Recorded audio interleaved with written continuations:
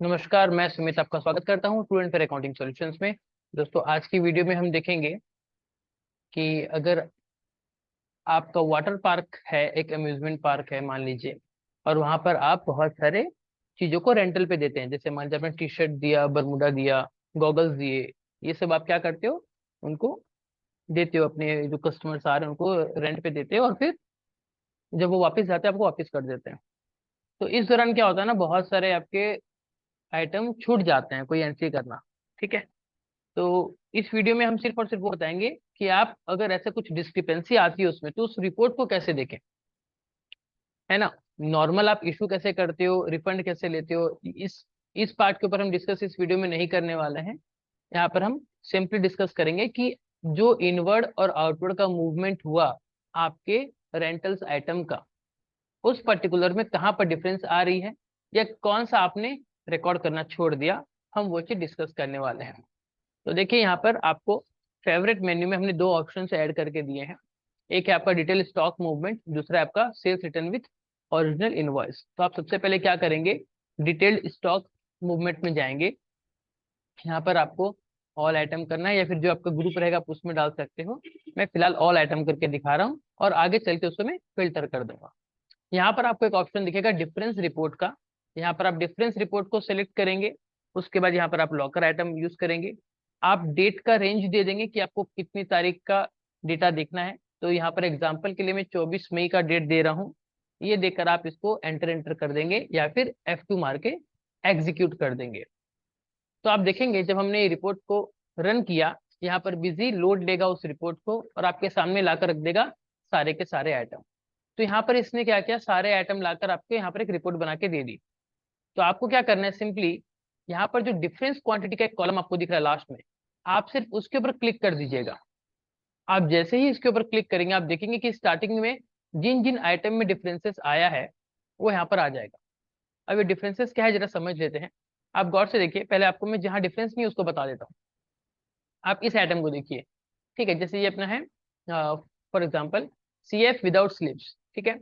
यहाँ पर देखिए आप, ये क्वांटिटी इनवर्ड का कॉलम है, और ये क्वांटिटी आउटवर्ड का कॉलम है।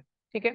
तो इनवर्ड वाले कॉलम में 11 पीस है, आउटवर्ड वाले कॉलम में भी 11 पीस है। मतलब क्या, यहाँ पर हमने इशू भी किया 11 पीस, और हमारे पास वापस भी आ गया 11 पीस, इसीलिए क्लोजिंग में कोई डिफरेंस नहीं आ रहा है। लेकिन वहीं अगर आप देखेंगे ऊपर वाले बाकी के आइटम को, तो यहाँ पर आपका डिफरेंसेस आ रहा है। ठीक है, कैसे आ रहा है, अब ये देखिए, पहला वाला आइटम देख लीजिए, ओनली टी शर्ट। हमने टी शर्ट दी हमारे कस्टमर्स को यूज करने के लिए हमारे वाटर पार्क में। तो जब हमने इशू किया तो हमारे यहाँ से क्वांटिटी आउट हुई 36 पीसेस, लेकिन हमने वापस ली 33 पीसेस। तो यहाँ पर क्या आ गया, डिफरेंस आपका आ गया 3 क्वांटिटी का। तो अब आपको क्या करना है, अब आपको इसको डिटेल में देखना है। डिटेल में जाने के लिए आपके पास 2-3 अलग अलग रास्ते हैं, बट पहले मैं आपको एक एक करके बता रहा हूँ। पहला ऑप्शन है, सिंपली आप यहीं से इसी आइटम के ऊपर रहते हुए एंटर प्रेस कर दीजिए, तो आपको एक रिपोर्ट दिख जाएगी इस आइटम की। अब यहाँ पर देखिए, आपने ये आइटम दिया आया, तो बहुत सारे यहाँ पर आपको डिटेल मिल रही है। ठीक है। लेकिन इसमें मेरा काम नहीं बन पा रहा, क्योंकि अगर आप ये देखोगे कि जो सेल्स रिटर्न हुआ है, यहाँ पर ये जो मैंने सेल्स रिटर्न लिया, सेल्स रिटर्न मतलब क्या, जब हम कस्टमर से वो सामान वापस ले रहे हैं। और ये क्या है, सेल्स, जब हम कस्टमर को वो सामान देते हैं यूज करने के लिए। ठीक है। तो जब हमने सेल्स रिटर्न मतलब वो आइटम हमने उससे वापस लिया, तो कौन से बिल के अगेंस्ट में वापस लिया, वो चीज हमको यहाँ पर नहीं मिल रही है। तो उस चीज के लिए हम क्या करेंगे, हम पीछे जाएंगे एस्केप करके, और यहाँ देख लेंगे कि देखिए, ओनली टी शर्ट, ये जो 4-5 आइटम है ना, इन आइटम में डिफरेंसेस आ रहा है। तो आप डायरेक्टली क्या करेंगे, आप इन आइटम का लेजर खोल के देख लीजिए।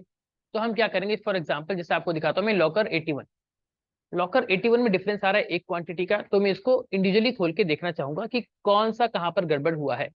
ठीक है। तो लॉकर 81 हम क्या करेंगे, कंट्रोल डी, ये प्रेस करेंगे। Control D, D for Delhi, control D, उसको प्रेस करने के बाद हम यहाँ पर आ जाएंगे। यहाँ पर हम ऑल मटेरियल सेंटर में क्लिक कर देंगे। जब हम यहाँ पर क्लिक करेंगे, आपको यहाँ पर एक ऑप्शन दिखेगा विथ इनवॉइस रेफरेंस। ठीक है, आपको इसको चूज करना है, और उसके बाद यहाँ पर ऑटोमेटिक वो नाम तो आ ही गया है।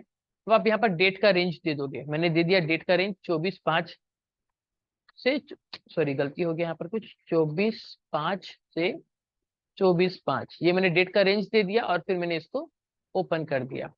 जब ओपन कर दिया तो आप पाओगे यहाँ पर कि ये देखिए, ये जो जो सेल्स रिटर्न हुई थी, ये हमने ओरिजिनल सेल्स रिटर्न की थी इस वाउचर में 2737 में, लेकिन कौन से बिल का हमने सेल्स रिटर्न लिया, ये देखिए जो हमने ओरिजिनल सेल्स किया था 2796 वाला बिल, इसी आइटम का हमने यहाँ पर सेल्स रिटर्न लिया।